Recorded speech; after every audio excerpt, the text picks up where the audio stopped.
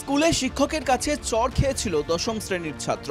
School থেকে বেরিয়ে সোজা বাড়িতে গিয়ে ফের স্কুলে আসে সে, কিন্তু তখন তার হাতে লোড করা 9mm পিস্তল, ছুরি ছাড়াও একাধিক অস্ত্র। শিক্ষককে দেখেই তাকে তাড়া করতে থাকে সে। এখানেই শেষ নয়, শিক্ষকের বাড়িতেও হামলার চেষ্টা করে ওই ছাত্র। স্থানীয় সিভিক ভলান্টিয়াররা শেষমেশ তাকে ধরে ফেলে। চাঞ্চল্যকর এই ঘটনা ঝাড়গ্রামের গোপীবল্লভপুর 2 ব্লকের অন্তর্গত চোরচিতা চোরেশ্বর হাই স্কুলে। ছেলেটি এই জানলার কাছে চলে এসেছে। আমি বুঝতে পারিনি যে ওর কাছে এরকম আগ্নেয়াস্ত্র আছে। আমার এখানে কম্পিউটার টিচার ছিলেন, তো বলছি স্যার ওর হাতে বন্দুক।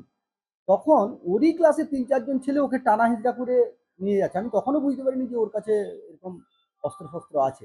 যাই হোক, এরকম করতে করতে তারপরেই সংবাদ আসে যে ওটা সত্যিই বন্দুক, এবং ওখানে সিভিক ভলান্টিয়াররা ছিল, ওকে নিয়ে গিয়ে ধরেছে। হ্যাঁ, তারপরে সিভিকরা ধরে, তারপরে পুলিশ আসে, তারপরে থানা থেকে সবাই আসে, বড়বাবু আসেন, তারপর ওর কাছ থেকে বয়ান নেয়, তারপরে ওকে ধরে নিয়ে যায়। এই ঘটনার আগেও একাধিকবার স্কুলে অপরাধমূলক কাজে জড়িত থাকার অভিযোগ রয়েছে ওই ছাত্রের বিরুদ্ধে। তার বাবা তৃণমূল কর্মী বলে অভিযোগ।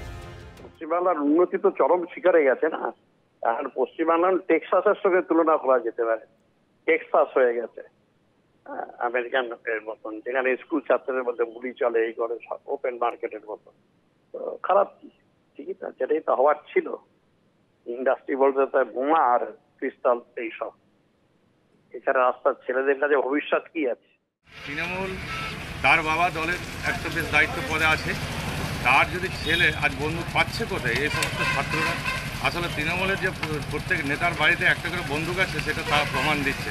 বন্দুক, পিস্তল, বোমা, এরা এইগুলোকেই ভালোবাসে, এই নিয়েই এরা বেঁচে আছে। পশ্চিমবাংলায় রাজত্ব করছে তৃণমূলের, এটা একবার সংস্কৃতিতে পরিণত করে।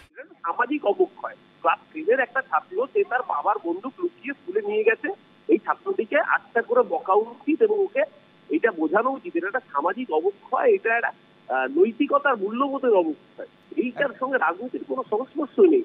আছে আজ শিশির অধিকারী তো তৃণমূলের এমপি ছিলেন, তার ছেলে শুভেন্দু অধিকারী চুরি করতে গিয়ে লোকে দেখেছে, তার মানে কি শিক্ষিত উচিত? ব্যাপারটার মানে তো তাহলে তাই দাঁড়ায়। বিষয়গুলোকে, সামাজিক ইস্যুগুলোকে পলিটিক্যালি গোলাবেন না। অন্যদিকে মালদার মোথাবাড়িতে গুলিবিদ্ধ দ্বাদশ শ্রেণীর ছাত্র, বাঙ্গিটোলা উচ্চ বিদ্যালয়ের ছাত্র আব্দুল, বর্তমানে এসএসকেএমে ভর্তি ওই ছাত্র। অভিযোগ, সোমবার রাতে বাড়ি ফেরার সময় আব্দুল সাহিদকে লক্ষ্য করে গুলি চালায় রাজ শেখ নামে এক যুবক। ও একটা বদমাস টাইপের ক্রিমিনাল ছেলে। হ্যাঁ, পঞ্চনন্দপুর এরিয়ার মধ্যে ও একাধিক কার হাত কেটে দিয়েছে, কাকে গুলি করেছে, কার কে কপিয়ে দিয়েছে, নানান রকম খিটকাল লাগাই থাকে। রাজ শেখ কালিয়াচকের যুব তৃণমূল নেতা তৌহিদুর রহমান ঘনিষ্ঠ বলে অভিযোগ। পুলিশের মদতেই কিন্তু এই ঘটনাগুলো ঘটছে, কারণ যেই ছেলেটি গুলি মেরেছে সেই ছেলেটি হচ্ছে তৃণমূলের বড় মাপের নেতা।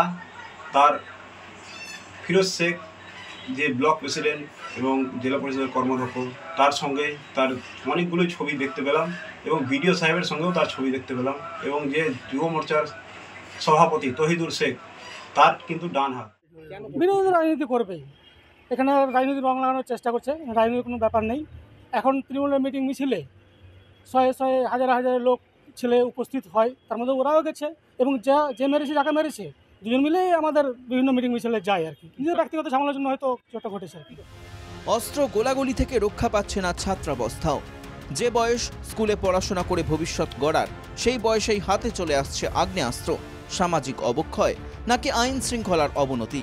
প্রশ্ন থেকেই যাচ্ছে।